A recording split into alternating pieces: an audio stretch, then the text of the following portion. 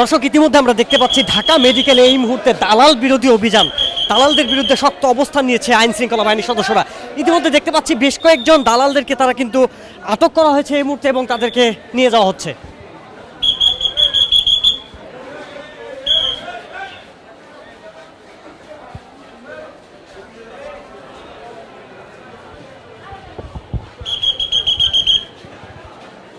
দর্শক দেখতে পাচ্ছেন আটককৃত দালালরা কিন্তু তাদের চেহারা ক্যামেরা থেকে হাত দিয়ে চেহারা ঢাকার চেষ্টা করছেন, ক্যামেরার আড়াল করার চেষ্টা করছেন তাদের চেহারা।